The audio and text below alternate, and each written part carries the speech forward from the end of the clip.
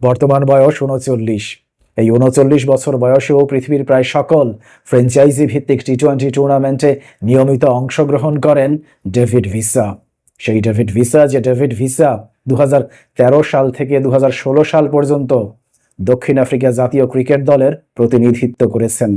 তৎকালীন সময়ে তিনি দক্ষিণ আফ্রিকার হয়ে ২০টি টি-20 ম্যাচ এবং ৬টি ওয়ানডে ম্যাচে অংশগ্রহণ করেন।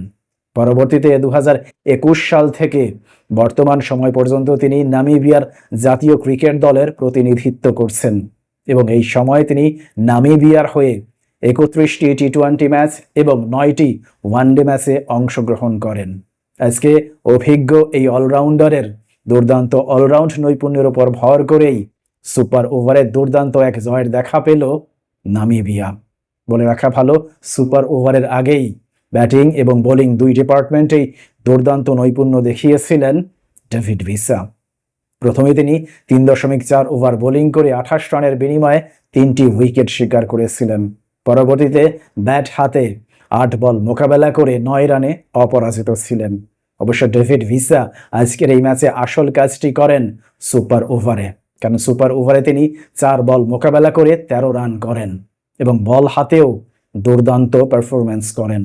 আজকে তিনি সুপার ওভারে বিলাল খানের করা প্রথম বলেই ৪ মারেন, পরবর্তী বলে ৬, পরবর্তী বলে ২, পরবর্তী বলে ১, অর্থাৎ ৪ বলেই সংগ্রহ করেন ১৩ রান।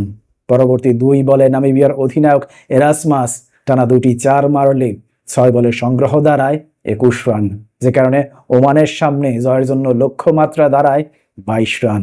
পরবর্তীতে বোলিংয়ে আসেন নামিবিয়ার হয়ে ডেভিড ভিসা এবং বল হাতেও দুর্দান্ত পারফরমেন্স করেন ডেভিড ভিসা, কারণ তিনি প্রথম ৫টি বলে মাত্র ৪ রান দিয়ে ১ উইকেট তুলে নেন, যে কারণে শেষ বলে ছক্কা হাঁকালেও শেষ পর্যন্ত সুপার ওভারে ১১ রানের একটা দুর্দান্ত জয় করায়ত্ত করে নামিবিয়া।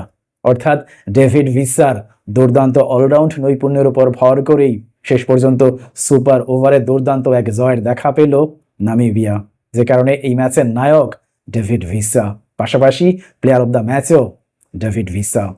অথচ এই ম্যাচে ডেভিড ভিসা নায়কের পরিবর্তে ভিলেনও হতে পারতেন, কারণ জয়ের জন্য ১১০ রানের লক্ষ্যে ব্যাটিং করতে নামার পর ডেভিড ভিসা উইকেটে আসেন ১৮তম ওভারে।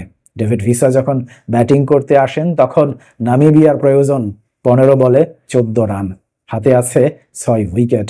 এই যখন অবস্থা, ঠিক তখন ১৯তম ওভারে বিলাল খানকে বিশাল এক ছক্কা মেরে জয়ের প্রবল সম্ভাবনা তৈরি করেন ডেভিড ভিসা। পরবর্তীতে শেষ ওভারে জয়ের জন্য প্রয়োজন ছিল ৫ রান, হাতে আছে ৬ উইকেট। এই যখন অবস্থা, তখন টি-20 ক্রিকেট বিবেচনায় যে কেউই ভাববে এই ম্যাচে খুব সহজেই জয়ী হবে নামিবিয়া, কিন্তু ওমানের ডানহাতি ফাস্ট মিডিয়াম বোলার মেহরান খান ২০তম ওভারে সকল হিসাব নিকাশ পাল্টে দেন, কারণ ২০তম ওভারের প্রথম বলেই তিনি উইকেট তুলে নেন। পরবর্তী বল ডট, পরবর্তী বলে আবারও উইকেট তুলে নেন, পরবর্তী বলে সিঙ্গেল দেন, যে কারণে পঞ্চম বলে এসে অর্থাৎ ২০তম ওভারের পঞ্চম বলে এসে আবারও স্ট্রাইক ফেরত পান ডেভিড ভিসা। পঞ্চম বলে তিনি ২ রান সংগ্রহ করেন, যে কারণে শেষ বলে জয়ের জন্য প্রয়োজন ছিল ২ রান। কিন্তু মেহরান খানের করা সেই বলে অর্থাৎ অফ স্ট্যাম্পের বাইরে করা সেই বলে ব্যাট লাগাতে ব্যর্থ হয়েছিলেন ডেভিড ভিসা। মজার বিষয় হচ্ছে যে বলটিতে ব্যাট লাগাতে ব্যর্থ হয়েছিলেন ডেভিড ভিসা, সেই বলটি তালুবন্দি করতে ব্যর্থ হন ওমানের উইকেট রক্ষকও, যে কারণে এই সুযোগে একটি রান নিয়ে নেন। যদিও বা রান আউটের সম্ভাবনা ছিল, কিন্তু ওমানের উইকেট রক্ষক সেই সুযোগটি নিতে পারেননি, যে কারণে অবিশ্বাস্য এবং অকল্পনীয়ভাবে এই ম্যাচে টাই হয়। পরবর্তীতে সুপার ওভারে গিয়ে ডেভিড ভিসার দুর্দান্ত অলরাউন্ড নৈপুণ্যে ঠিকই জয়ের বন্দরে পৌঁছে যায় নামিবিয়া। প্রিয় দর্শক, আজকে যেভাবে ৩৯ বছর বয়সী এই অলরাউন্ডারের দুর্দান্ত নৈপুণ্যে নামিবিয়া জয়ের বন্দরে পৌঁছলো, তাতে করে নামিবিয়ার এই দুর্দান্ত জয় সম্পর্কে কিংবা ডেভিড ভিসার এই দুর্দান্ত পারফরমেন্স সম্পর্কে আপনার কোনো মন্তব্য কিংবা মতামত থাকলে অবশ্যই তা কমেন্ট বক্সে লিখে জানান। ভালো থাকবেন সবাই, আল্লাহ হাফেজ।